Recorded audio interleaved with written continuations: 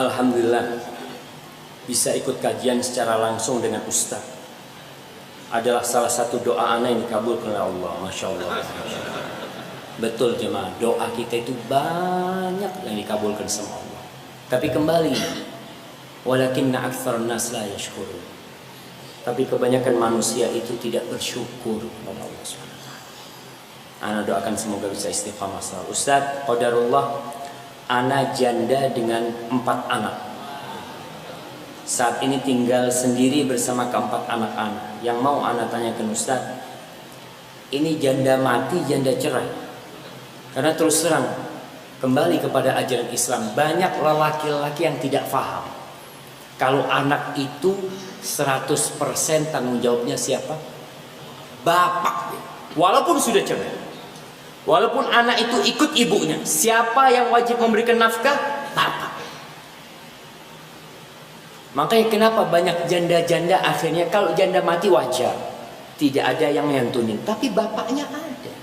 Bapaknya kawin lagi, ketika ribut, ini anaknya mau dibawa ibunya, alhamdulillah bawa semua nggak apa-apa, karena dia mau kawin lagi. Dia kawin lagi, dia lupa sama anak-anaknya, sehingga merana itu. Hati-hati, pada hari kiamat kau akan ditanya tentang 4 anakmu itu. Kalau dia janda cerai. Kenapa jarang sekali anak temukan kajian yang membahas tentang janda? Udah kita bahas. Padahal kami, terutama anak khususnya, sangat butuh penguatan sebagai model untuk melanjutkan kehidupan yang keras ini bersama anak-anak. Tapi anak jamaah, anak minum dulu, bismillah.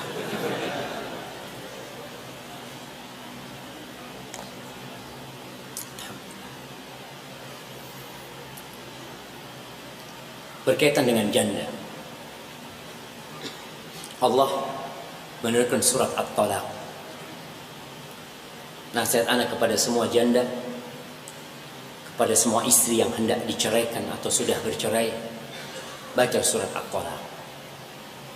Di situ Allah menghibur para janda. Allah mengatakan, "Wa man yattaqillaha yaj'al lahu makhrajan." Barang siapa bertakwa kepada Allah, pasti Allah kasih dia jalan keluar. Yang bertakwa kepada Allah. Tapi ketika engkau menjadi janda, engkau masih berharap kepada fulan, engkau masih berharap kepada manusia, berharap kepada lembaga ini, kepada yayasan ini, maka Allah tidak akan kasih jalan keluar kepadamu. Engkau sudah, kalau memang bersandar ke sana, silahkan bersandar ke sana. Karena kalau kita bertakwa kepada Allah, Allah akan kasih jalan keluar. Wa yarzuqhu min haitsu la yahtasib. Masalah rezeki jangan takut. Mungkin selama ini kau berpikir, Ustaz, anak ini nggak kerja, anak ibu rumah tangga, Ustaz, ditinggal oleh suami. Terus bagaimana anak-anak? Allah, kemana yang satu? Kemana Allah? Allah yang beri makan kepada ikan-ikan di lautan. Antum melihat miliaran ikan tiap hari diburu oleh nelayan. Siapa yang ngasih makan ikan itu? Allah. Kita hanya ngambil itu ikan, terus kita ambil itu ikan. Maka tatkala seorang yakin sama Allah, Allah akan kasih rezeki dari arah yang tidak disangka-sangka. Wa man yatawakkal 'ala Allah fa huwa hasbuh. Barang siapa bertakwa kepada Allah, Allah akan cukupi dia. Cuma di sini kita tidak bertawakal kepada Allah. Tawakal itu bukan amalan tangan. Tawakal itu bukan amalan lisan. Tapi tawakal itu amalan hati.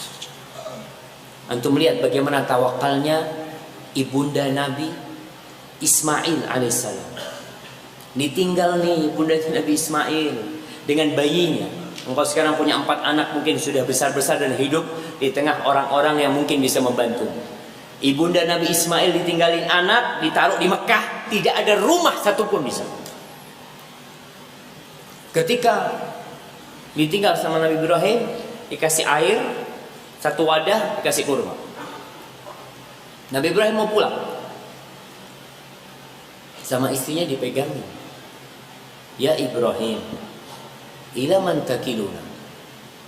Ibrahim, kau titipkan kita ke siapa di sini ini?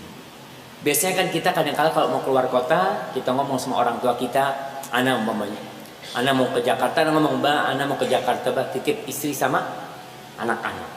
Ana mau berangkat ke Jakarta. Biasanya seperti itu. Maka di sini Hajar bertanya, kau titipkan kita ke siapa di sini?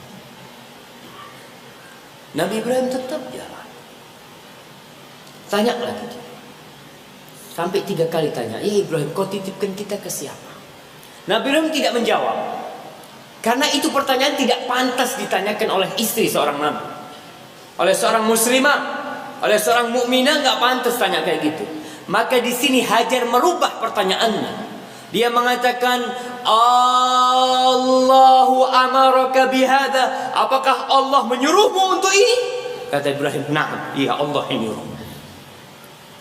Kata Hajar, silahkan kau pergi. Allah tidak akan menelantarkan kita. Itu yang kadang-kala kita tidak punya. Bertawakal kepada Allah. Semuanya, total kita bertawakal. Oke, kita punya uang. Baik, uang ini bisa dicuri, habis. Tapi alhamdulillah saat suami meninggalkan toko. Iya, toko ini bisa terbakar, selesai. Tapi kalau kau bertawakal dan bersandar serta yakin kepada Allah, selesai semua urusan. Ini kepada janda yang minta kajian khusus janda.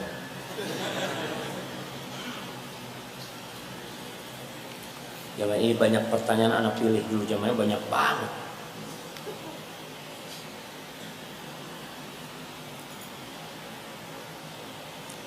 Afwan, kalau baca kisah-kisah sahabat Nabi Muhammad SAW, banyak yang meninggal dalam keadaan terzalimi. Afwan, bukankah meninggal yang baik dalam keadaan husnul khatimah? Nah, orang mati dalam kondisi terzalimi, husnul khatimah apa enggak? Husnul khatimah. Umar bin Khattab mati ketika sholat. Siapa yang membunuh Umar bin Khattab? Orang Islam. Tuh, kalau antum lihat pengkhianatan orang-orang yang dikasih keamanan di negeri Islam. Di masanya Umar bin Khattab ada orang Majusi hidup di Madinah. Hidup di Madinah. Budaknya Al-Mughirah bin Syu'bah atau Abdurrahman bin Auf. Itu hidup di Madinah. Apakah diusir sama Umar bin Khattab? Enggak, hidup di Madinah. Ternyata dia berkhianat kepada Islam yang memberikan keamanan kepada mereka, yang menjamin kehidupan mereka. Dibunuh Amirul Mukminin Umar bin Khattab, dan itu husnul khatimah jemaah. Allahu Akbar. Ketika Haram bin Milhan, seorang sahabat Nabi, dia kalau nggak salah saudara ibunya Anas bin Malik. Dia diutus sama Nabi untuk ngajar.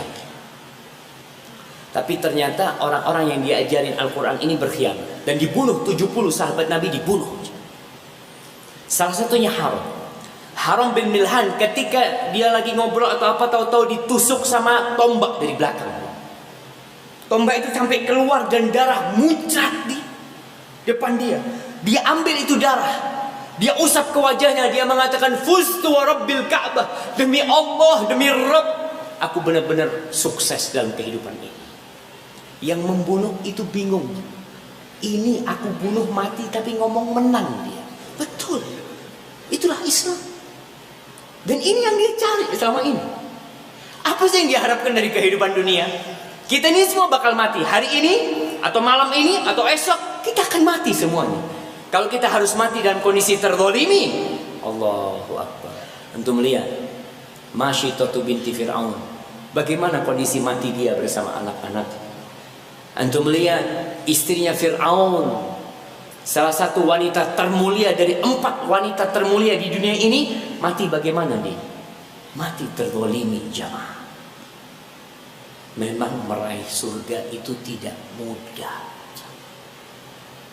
butuh pengorbanan, dan para sahabat sudah berkorban untuk hal itu. Khalid bin Walid yang semasa hidupnya menjadi komandan perang, ketika dia jadi anak buah, dia jadi anak buah, jadi penjaga, dia jadi penjaga.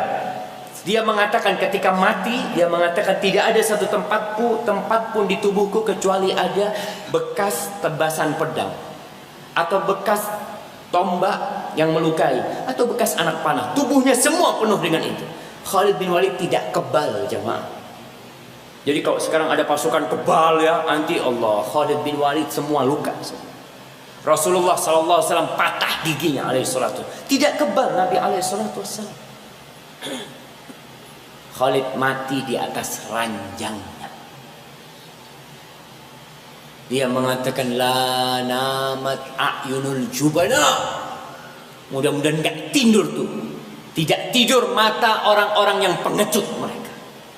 Nih, aku kata Khalid bin Walid yang tubuhnya penuh dengan luka semua mati di atas ranjang.